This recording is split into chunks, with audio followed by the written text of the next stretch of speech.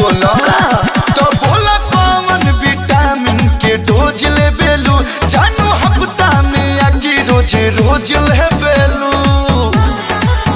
भैलू पियावा के घरे जाके गोर राजा जी के तू रोलो सहरिया राजा जी के तू रोलो सहरिया उठला डरा दिया पोरे पो लहे लहे बाथला कमरिया कोरेला खटिया पड़ी सो राजा जी के तू रोलो सहरिया